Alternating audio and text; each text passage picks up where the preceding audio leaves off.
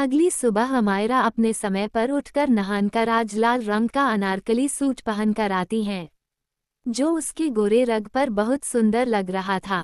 वो बिल्कुल खिले हुए गुलाब की तरह लग रही थी। अपनी आदत से उसने आज भी अपने बालों में तौलिया लपेटा हुआ था।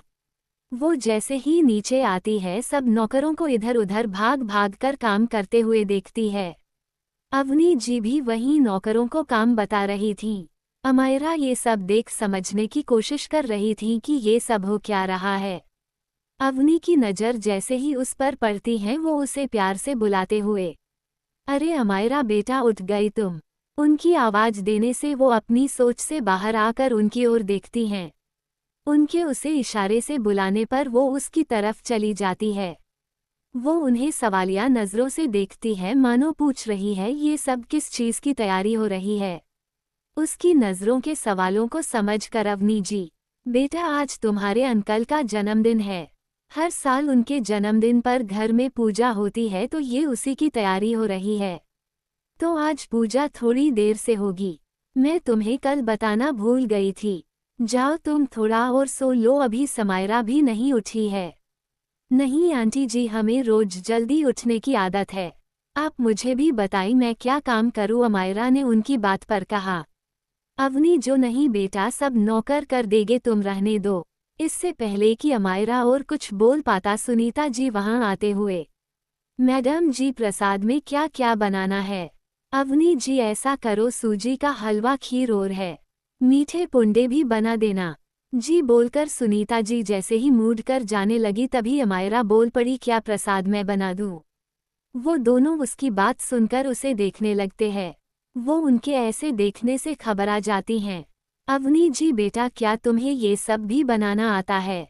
अमायरा है में सिर हिला देती है।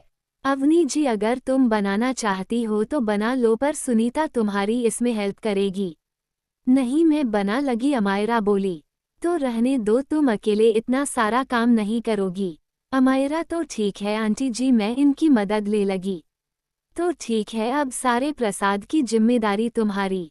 और है मीठे पूंडों में मीठा थोड़ा ज़्यादा रखना, तुम्हारे अंकल को उसमें मीठा ज़्यादा पसंद है जी। बोलकर अमायरा सुनीता जी के साथ किचन में चली गई। बाहर अवनी जी अपने कामों में लग गई। अविनाश पंडित जी को लाने गया था तो रोहित और अमन पूजा का सामान लाने गए थे। थोड़ी ही देर में वो दोनों सारा पूजा का सामान लेकर आ जाते हैं। आते ही वो दोनों सारा सामान अवनी जी को देखते हैं, कहीं कुछ झूठ ना गया हो। अवनी जी सारा सामान चेक करके सारा सामान सही है, पर अभी तक अविनाश पंडित जी को लेकर नहीं पहुंचा। अमन मैं उसे फ़ोन करता हूँ। वो उसे फ़ोन करके उनसे बोला वो रास्ते में है, 5 मिनट में आ जाएंगे। तभी उसके कानों में किचन से आ रही अमायरा की आवाज़ आती है, प्रसाद बन गया। इससे पहले वो आगे कुछ और बोलती उसकी नज़र अमन और रोहित पर चली जाती हैं जो उसे ही एकटक देखे जा रहे थे। उसे ऐसे देखते पाकर वो अपना सिर नीचे झुका लेती हैं। अवनी जी ये सब देखकर अपना सिर पीट लेती है।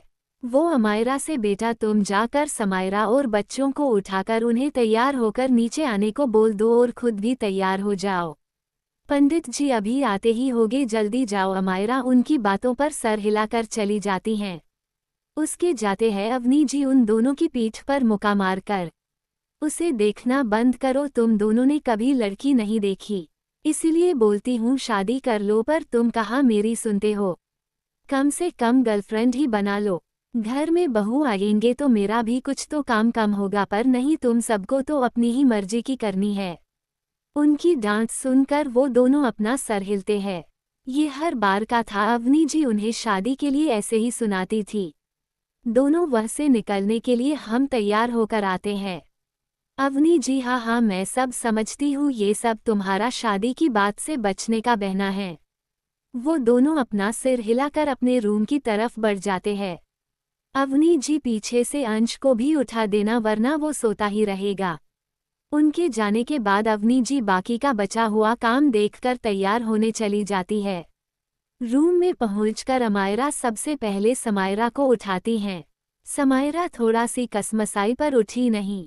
अमायरा उसे न उठता देख, उठ जाओ पूजा का टाइम होने वाला है, पंडित जी आते ही होंगे। ये सुनकर उसे याद आता है कि आज क्या है, इसलिए वो एक झटके से उठकर बैठ जाती है। उसे इस तरह उठता देख अमायरा 2 कदम पीछे हो जाती है। समायरा सुबह सुबह उसे देखकर उसे कमर से पकड़कर गले लगाकर good morning Snow White. Amayra भी उसे गुड मॉर्निंग बोलकर उसे जल्दी तैयार होने को बोलकर दोनों बच्चों की ओर बढ़ जाती है। वो दोनों बच्चों को बड़े ही प्यार से उनका नाम लेकर उठती हैं। दोनों बच्चे उसकी एक ही बार उठाने पर उठ भी जाते हैं, जो वो अक्सर ऐसा करते नहीं थे। ये देख समायरा हैरान होकर मुंह खोले उन्हें ही देख रही थी। दोनों बच्चे अमायरा को गुड मॉर्निंग विश करते हैं। वो भी उनका माथा चूमकर उसे गुड मॉर्निंग बोलकर उन्हें पूजा का बोलकर तैयार होने को कहती है। रूही तो समायरा के साथ नहाने बाथरूम में चली जाती है। रूहान अंश चाचू के साथ नहाने का बोलकर उसके रूम में चला जाता है। उसके रूम में जाकर वो देखता है कि अंश सो रहा है। अमन और रोहित उसे उठाकर थक गए हैं, पर वो नहीं उठ रहा। वो दोनों रूहान को रूम में आता हुआ देखकर अपनी बेचारी सी शकल बनाकर उसकी तरफ देखते हैं, मानो बोल रहे हो अब तू ही कुछ कर इसका।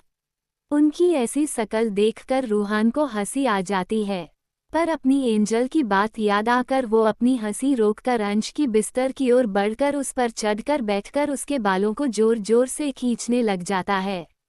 उसे ऐसा करते देख वो दोनों अपना मुंह खोलकर अपने सिर पर हाथ रखकर उसे ही देखने लगते हैं और मन ही मन एक दूसरे को देखकर बड़ा खतरनाक बच्चा है ये सोचते हैं। उसके ऐसा करने पर भी अंश पर कोई फर्क नहीं पड़ता, मानो उसे कोई दर्द ही न हुआ हो।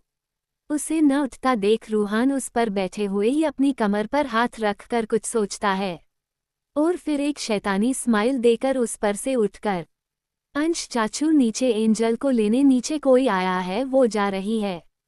बस ये सुनने की ही देर थी कि वो चिल्लाते हुए उठकर नहीं नहीं उसे कोई नहीं ले जा सकता, कहा है मैरी स्नो वाइट। उसे ऐसे चिल्लाते हुए देख पहले तो सब अपने कानों पर हाथ रख लेते हैं। जैसे ही अंश की नज़र उन तीनों पर गई वो सब समझ गया कि उसे सुबह सुबह उल्लू बनाया गया है।